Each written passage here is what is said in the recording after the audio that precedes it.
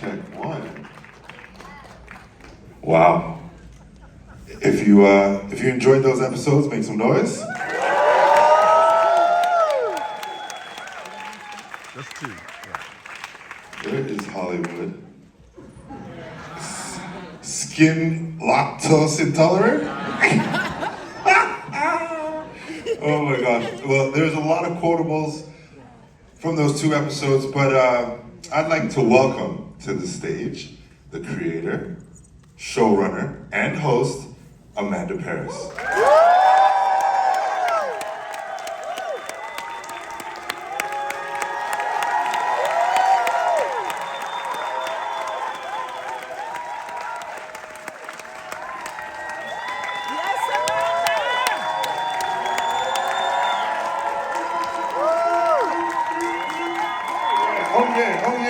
Oh yeah, why not? Why not?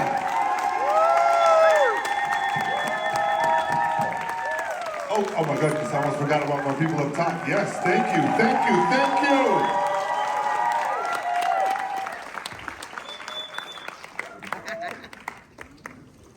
I'd also like to welcome to the stage the executive producer and director, Allison Duke. Show some love. And of course, director Yasmin Matherin.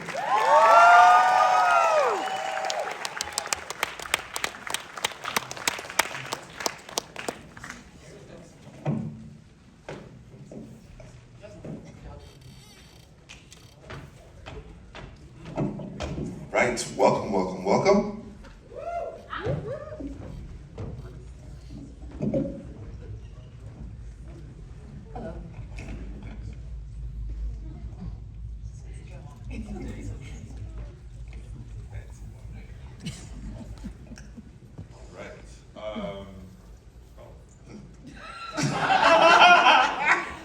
That's your job. You know what?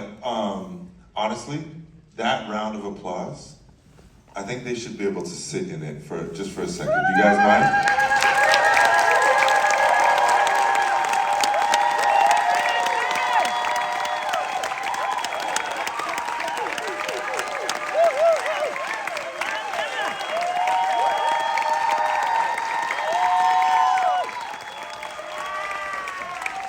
Now, I make that request, and I thank you guys so much for entertaining that, because it's not about ego, but it's about looking at your sisters in your community and saying, "Yo, thank you, thank you so much for tackling topics that aren't easy, but then being so thorough, right?" Because if you watch the episode, especially if we start with that last episode, beyond happily ever after, right? It's like, well, that leads me to another question. Guess what? We got that too. And it was, right? Didn't it feel so good? It's like a lot of, for me as a guy, I'm like, well, hold on, bro, hold on. You guys are dissing hard right now. Am I the only guy that felt that way? But then they're like, okay, let's go talk to the men now. That felt, and diverse men at that, right? So, and that was I thought that was, anyways, I just thought it was very, very well done and very thorough.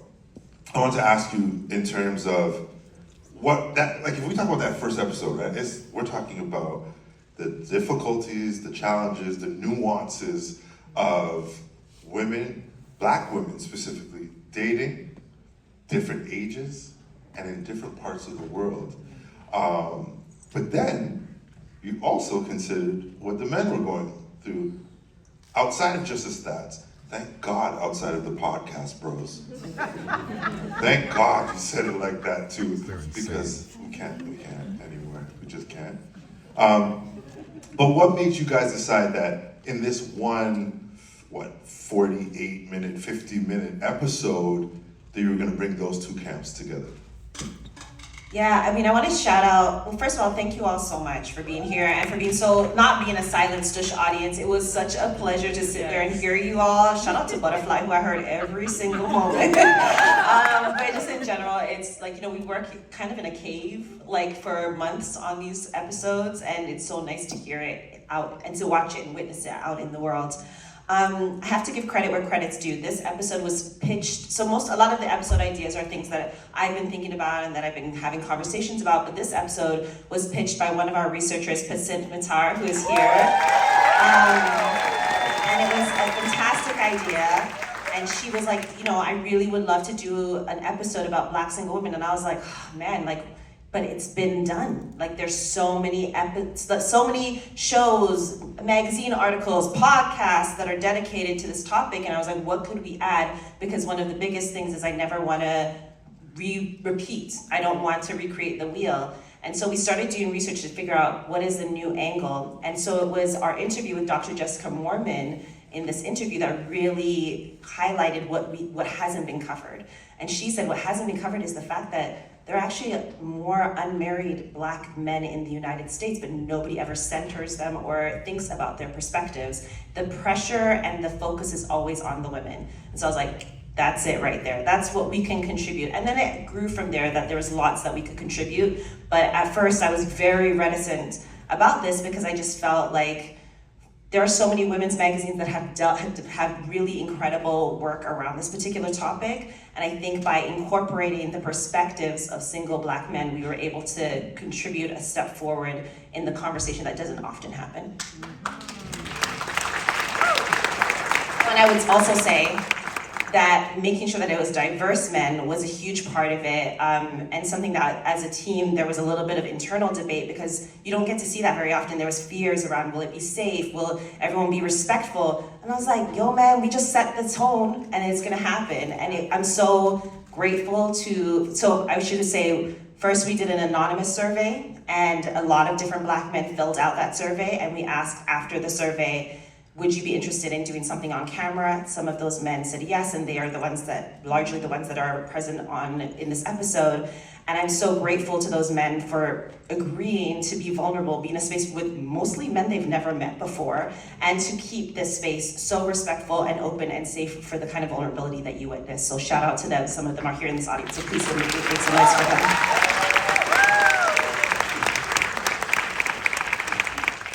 All right, Yasmin. So, Hi. So you're the director of this episode, and you were single, or are single, I don't know, what is it? I'm just reading, y'all. I am single. Don't beat me. Oh, you are single? I am. Yeah. Okay, I knew you were single when you directed it, but okay, anyway, let me stop. This, when you go home, you're like, how did you say that? It's okay. Holy, bro. Anyways, so, yes, man. I wanted to ask, right, because when you watch something like that, it's not by fluke. You're offering yourself. You're offering your personal experience. There's a taste. There's a preciseness about it. I just want to basically understand how much of your experience goes into being able to direct this, and then through this experience, if it's impacted, I guess, your experience moving forward. Yeah, I am someone who's, for most of my life, I've lived as a single woman. Okay. And I feel like when the idea for the episode was pitched to me, I was really excited because I think for me, my lifeline are like my WhatsApp group chats with different friends, and most of which are all single. And so much of the conversation that we have is about dating and how hard it is, but also how we're surviving on the day-to-day, and like the conversations around the cost of existing as a single Black woman. And so I think so much of these things were very real to me in my life. And so I think it was just a gift to be able to, first of all, meet these incredible participants. The cast was amazing. And to see that, like, essentially the same reality that I know for a fact, that I live through, that I see my friends live through, is basically what's present globally, you know? And so I think the parallel of that was really exciting, and I think for me, the more we got to learn about each participant, I think they were always just, for me personally, I could see my friends in them. I could see people in my life in them. And so just being able to kind of make this episode as an homage to so many people in our lives was just like such a gift.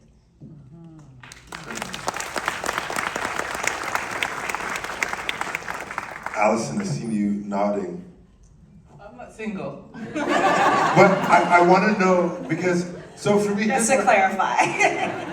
I speak a couple languages, and one of them is body language. The Western girl just jumped out right now. Where is this going? Allison said, I repeat, I am not single.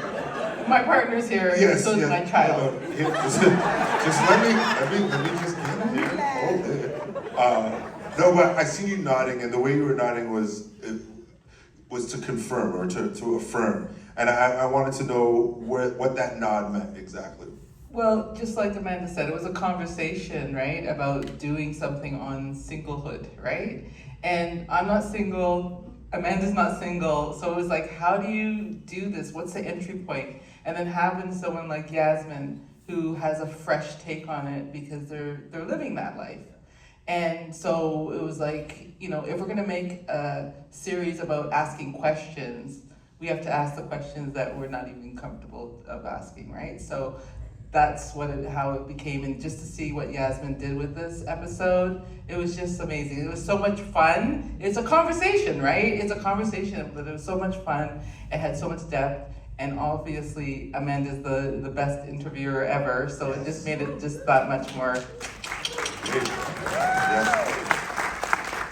I just want to sort of extend what Allison just said. So you're talking to a whole bunch of single people, all their different experiences, a range of experiences. But you have an incredible husband. Big up, Puff. Where you at? Didn't even take our child. Oh, you can see that. But you have an incredible partner. So I'm just wondering, you know, with going through this experience, how does that impact you when you're in your hotel room or traveling to the next shoot location? Yeah, I mean, I think there are so many gems that were dropped that have shaped my considerations and reflections on my own life. Like, I often think about the way that Jax defines solo polyamory as like, I am the center always, no matter whether I'm in partnership or not. And I was like, have I made sure that I'm the center always? Like, you know what I mean? Just asking really good, important questions that I think relate. Thinking about the epidemic of loneliness, and like it being extended to be like, it doesn't matter if you're in partnership or if not. Sometimes when you're in partnership, you don't realize that you're lonely because you've used your partner as the excuse to not build a stronger community for yourself. And if that partner leaves, then you realize you're all alone, right? And so these are really good, important questions, I think, for everyone to ask themselves. And, you know, the kind of self-care that I saw Nana Darkoa like modeling for herself, and we didn't get to include it all in the episode, but the way she lives her life is so structured around taking care of herself and making sure that she is good and healthy. Like, I was just like, man, I have lessons to learn here. And so, I mean, I think the gift of doing a show like this is that you meet these incredible people who welcome you into their homes and into their lives and share so many gems of wisdom. It doesn't matter if your experience is not exactly the same, there's still always so much to learn, and I kind of went with that. Also, like, I was raised by a mother who has been single for a lot of my life, and she exemplifies so much of what I know about strength and what I know about resilience. And so I feel like in a lot of ways, even though we don't talk about it, like, this episode is a little bit of an homage to her. She's in the audience as well, too.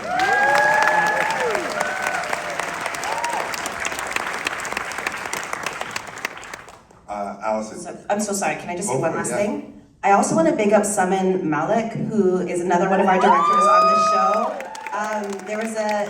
Because our show is we call it block shooting. So when we go to England, we shoot everything we need for England. When we go to Ghana, we shoot everything we need for Ghana. And so because of that, she was the director in London. And so she shot a lot of this episode. And I just want to give her credit and acknowledge the work that she did, because although it wasn't her episode, she did so much work in production on it. And so I just want to make sure to credit her for the phenomenal work that she did.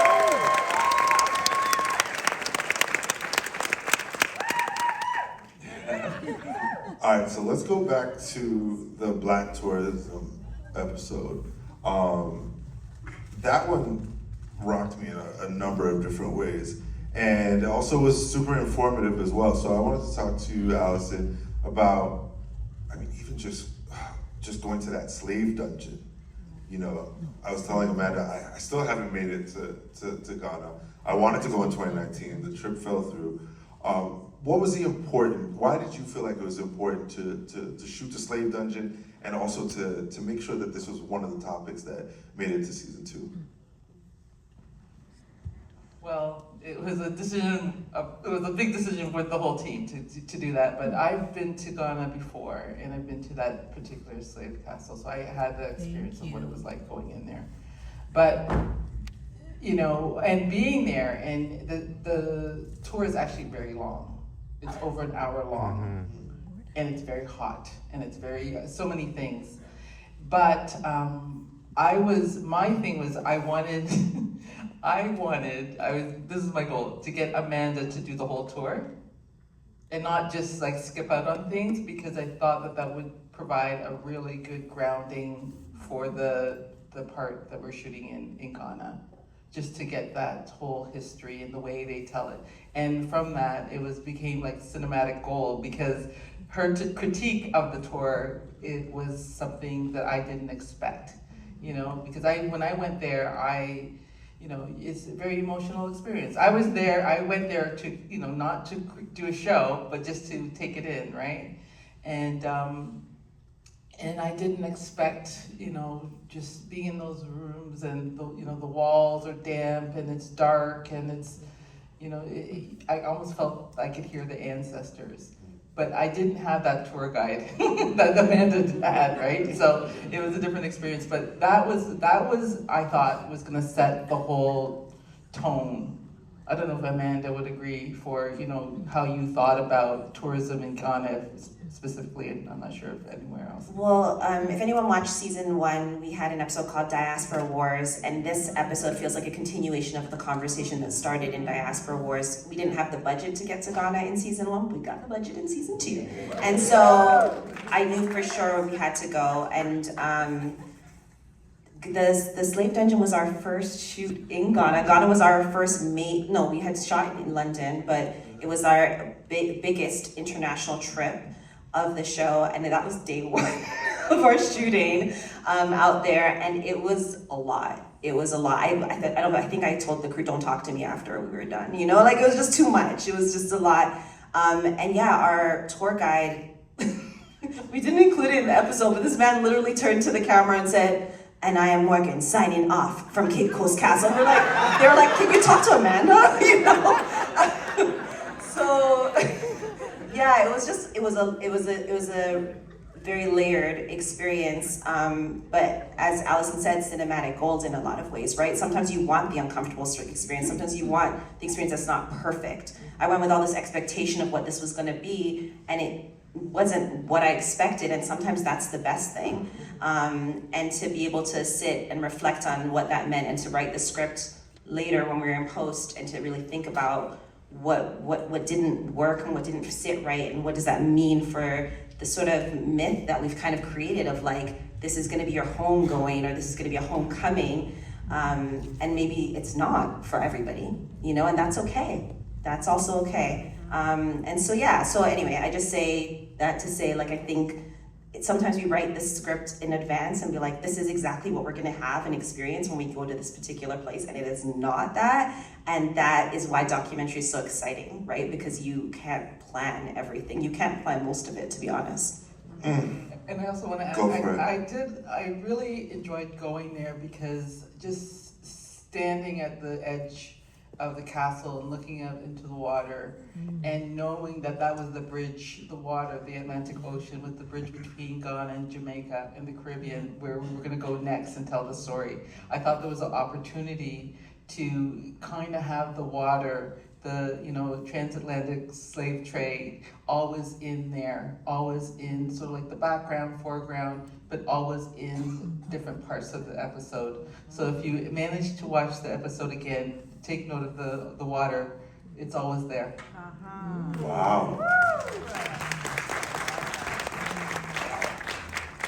Okay, speaking of water, that Blue Lagoon, I'm an old Jamaican man at this point. That Blue Lagoon part really, I had me sending text messages in the chat group. Yeah, because I was like, wait, oh God, this is not cool. And also, tell me about that interaction, like when the police were involved and it looked like one of the security guards called them or whatever. Yeah, tell me about that. Yeah, it was really interesting because we had been warned that sometimes things happen we had been warned that there might be something that would go on because we weren't sure what it would be, but they said there might be a conflict if you try to enter into this space. And so we entered in kind of warily. But we didn't expect police to be called, you know what I mean? We thought the security guards might cause a little, say, oh, what are you doing over here, but they were fine. They just called police.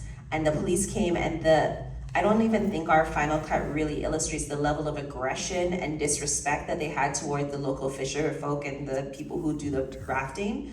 It was so disrespectful the way they were speaking to them, the way they disregarded the very laws that they were being quoted. Like, people were saying, there is no law against this. Like, well, you still can't go today. Like, it doesn't matter if there's no law. Like, we are telling you cannot do this today. And it was really important, I think, for us to witness. And, obviously, as soon as they saw cameras, they're like, you'll turn off your cameras, whatever. So we tried to capture what we could. But to see what they were talking about in real time, and to see what people who have literally built their lives doing, like that man says, he spent 30 years doing this and was able to put his kids through school. Like, this is a good livelihood. This isn't like the kind of livelihood that is often being sold with these resorts where it's not a good livelihood and you're not making enough to send your children to school. This is something that they've been able to do for so long, and to see that threatened in this way. And then when you go to the Blue Lagoon, you see how beautiful it is. It is truly one of the most stunning places I've ever been in my entire life. And to know that this is being restricted from the local community for reasons that are still, a little bit hazy, but seem to be nefarious, was really disappointing and really indicative of what mass tourism has meant to a place like Jamaica.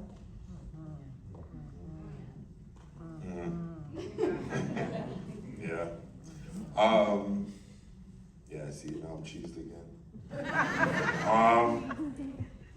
And then obviously, I think we have to mention that this was shot prior to Hurricane Melissa.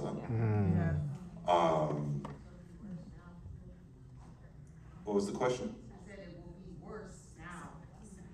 Right. And any of the places you visited, were you able to contact with anybody that was in this, and then how are they?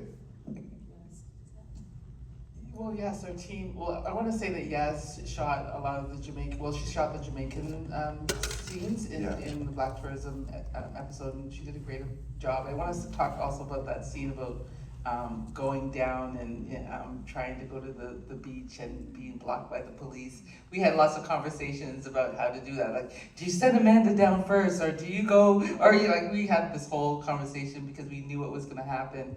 And it was just amazing how you captured that. So thank you very much. I just wanted to say that before. Yes, that was the first thing we thought about was our people. Mm-hmm. Our people that we talked to and we interviewed and, as part of the research, and we contacted them. And everybody's doing pretty good. The Rastafarian indigenous village had some damage, but we were looking to see on their website where you could donate. The last time I looked, there wasn't anything up there. And then the other folks from JABM, you know, there's things damaged and everybody's trying. But then that was several weeks ago that we tried to contact them. And I think we should do it again now because things have deteriorated in certain places. Yeah. And some people are not getting supplies and fresh water and all that stuff. So hopefully we can do another push to reach out to them. I don't know, Amanda, do you know more about Yeah, that? no, I think the last update that I got was that people would love support, but the channels of support are getting tricky, right? Yeah. Who can you trust to get the support link and get the resources? For the Rastafari Indigenous Village, the spaces that were damaged were the residences where people live. And so, you know, it's not insignificant, the damage, right? And so, yeah, I think this is the next step in it, right? Like, are the resources that are being promised getting to the right people in time and whatnot? So, you know, I think there's a larger conversation to be had as the climate crisis becomes more and more of a regular situation for people in the Caribbean, and like these hurricanes get stronger and all of these different things, what that means in terms of the kinds of disaster capitalism that starts to come alongside with that as well too. So you never know, if we get season 3, that might be something to think about exploring as well too.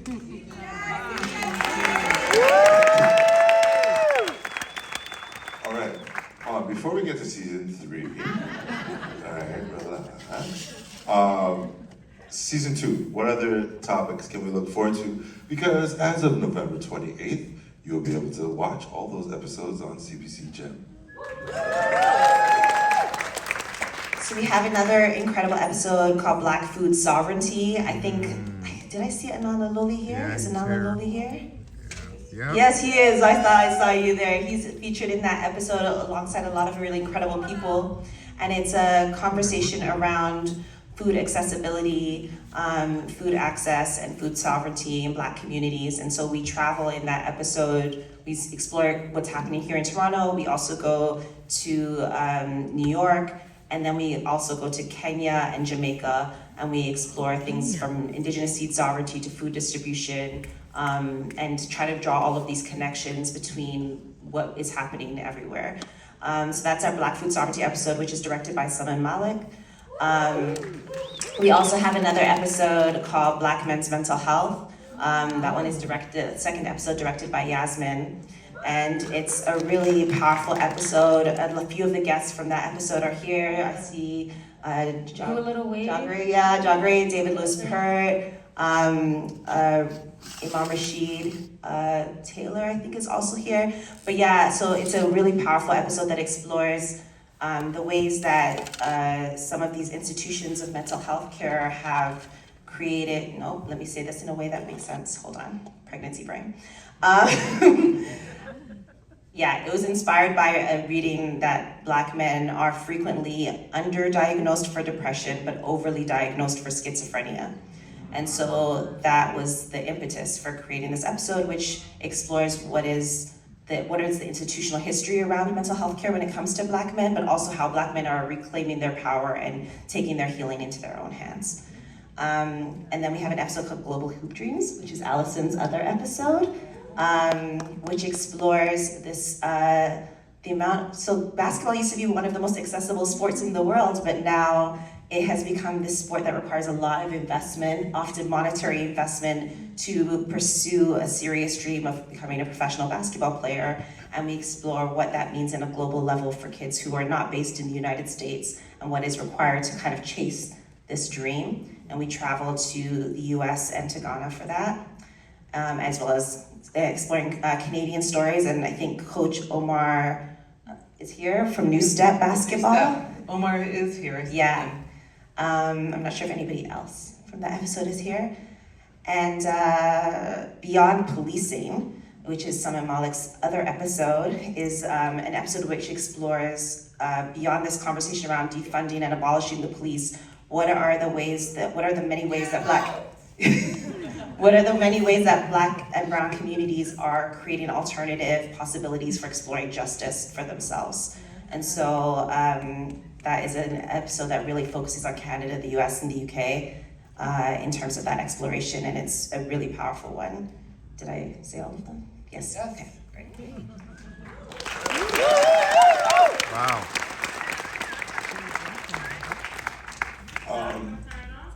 That was season 1. Black Maternal Health is season 1. You can already watch that. Oh, online. you have to watch that. Yeah, you need to watch that. I think it's okay for me to say that. I wrote some notes. Shot so well. It was dark, so I had to keep it very precise. You see my notes? I was like, no. Penmanship in the dark. I just thought it was shot so well. So I just wanted to tip my hat to you all, everyone involved in putting this together. Because it does matter. We want it to be entertaining and informative. We want it to be remarkable in the definition of the word. Like, we want people to walk away still talking about it, sparking new conversations, sparking new thought, being inspired. I think you guys definitely achieved that. And also, I wanted to say, why did I write big spliff, what's it say? Oh, never mind. I don't know. What did I say? Big spliff. Anyways. Oh yeah. I can't see it because I had written in the dark, so I'm not sure. Big sis, big penis. Right, and other people telling our story. So I told you I get cheese sometimes, bro. Like that, I didn't know that. I don't know how many of you guys knew that, but I wasn't aware of that prior to watching this episode. And so for someone like myself who has constantly fought against those they already have this notion of who I am. And then I fight that. And then to find out somebody who shouldn't even be is reestablishing that? No, sir. No, I don't like it at all, brother. Okay. Allison, we have a gift. Yeah, we do have a gift. Is the gift gonna travel to the stage? The gift is going to travel to the stage, and while the gift is traveling to the stage, I got this. While the gift is traveling to the stage, do we have a burning question from the audience? Oh, that looks burning. That looks hot. It's coming in hot. In psychology, the painting of a boat in the sea represents the tumultuous nature of life. I'm curious if that was intentional or that was just something the Artbox host came up with. Because for me, it was very powerful. Reynolds is here. Reynolds, I have no idea. Did you hear sorry, a painting in the sea is representative of tumultuousness in a Tumultuous journey of life. the tumultuous journey of life. Was it intentional to choose that as the scene for the paint and sip? Reynolds, are you still here? Oh, maybe he left. That's too bad. But it was beautiful. And Yeah. the sea also represents the salty nature of life in terms of sexuality.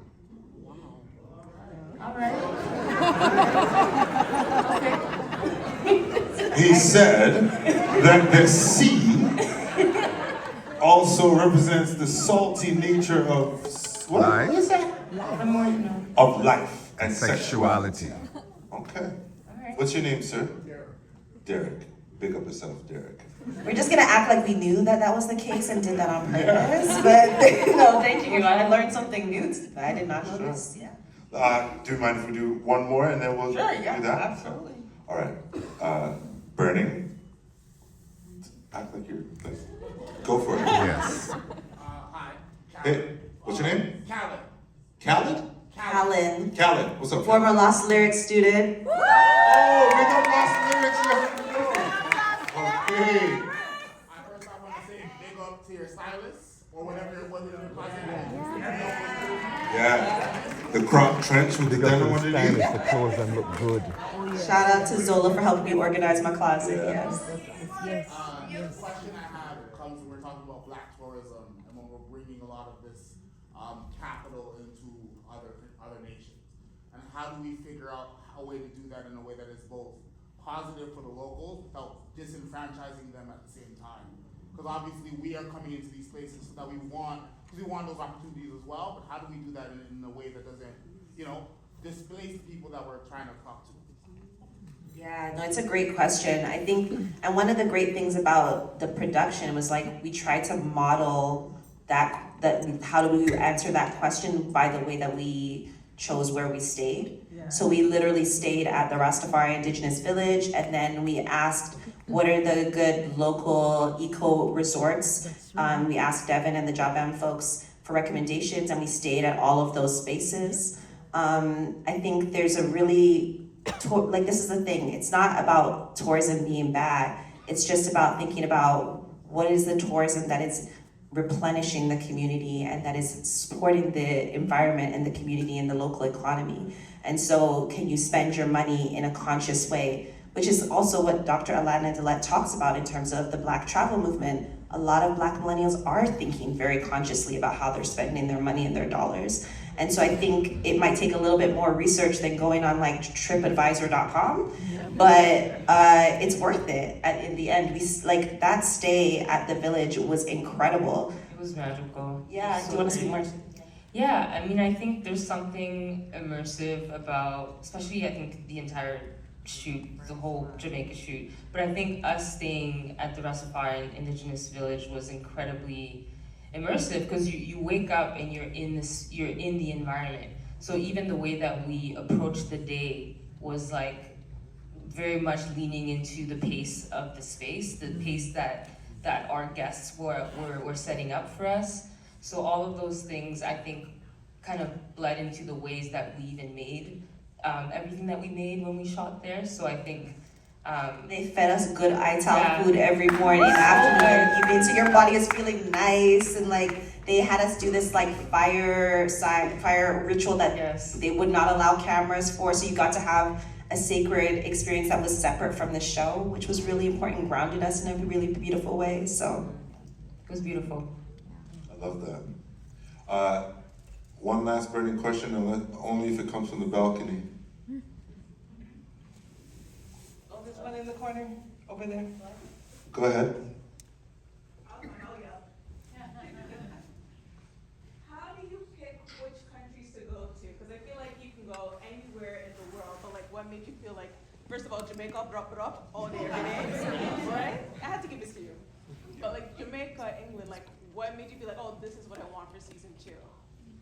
yeah, so I think from the beginning I kind of felt like Canada, the US, and the UK were going to be consistent sort of locations, because I feel like the conversations between the Black diaspora in those locations often has many parallels and connections that you can draw in really beautiful ways that don't often get drawn outside of like Twitter beefs.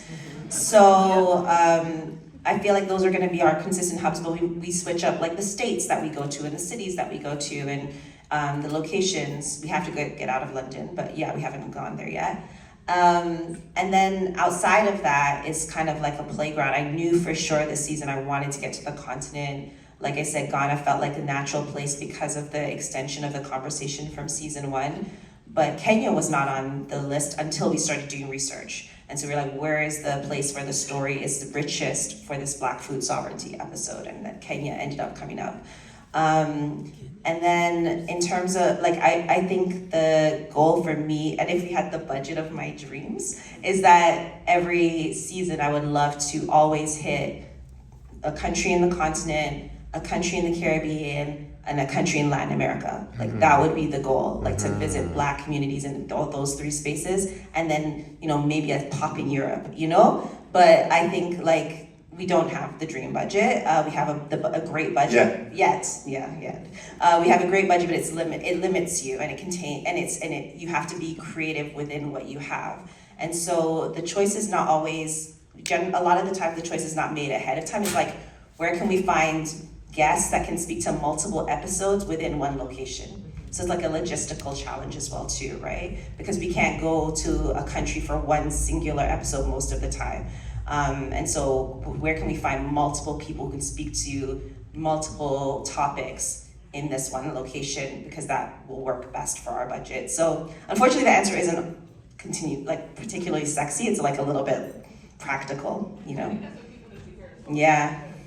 We wanted to go to Guyana. Oh my gosh, I was dying to go to Guyana. I was pushing Guyana, Dominique. I was rooting for one Guyana, crowd. Dominica. Well, we did Grenada in season 1, right? So I really was trying to get to a Caribbean island or just a Caribbean country that you don't see enough on screen. Like, that was the goal. Nevis. Belize. Ooh, yeah. Tell me, send me the stories.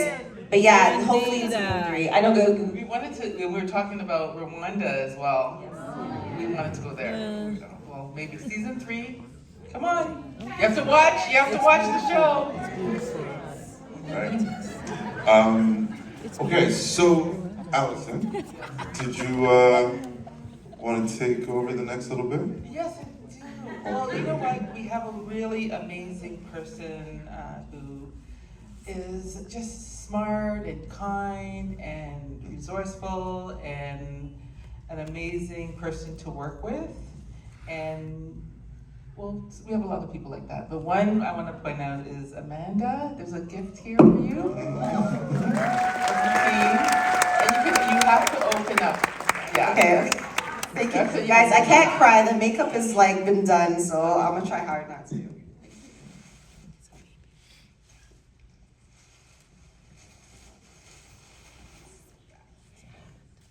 Uh-oh, do we have gear? Oh.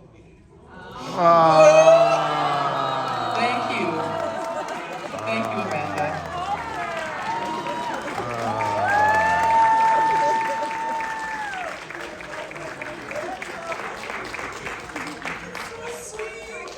Oh no, I'm gonna mess up all the mascara. It's so cute. Guys, I was pregnant while we were filming and I couldn't tell anybody because We love you, girl. thank you. I had a miscarriage while we were filming earlier in the season and then I got pregnant again. And Just hold up the this up, so yeah, so people can see it.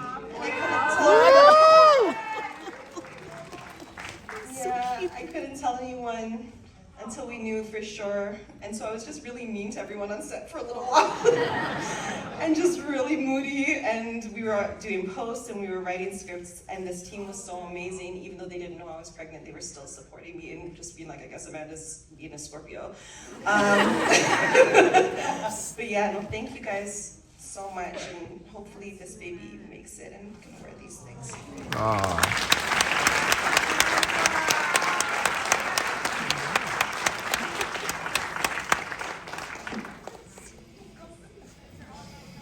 Ay, ay, ay.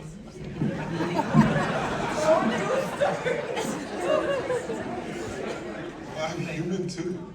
You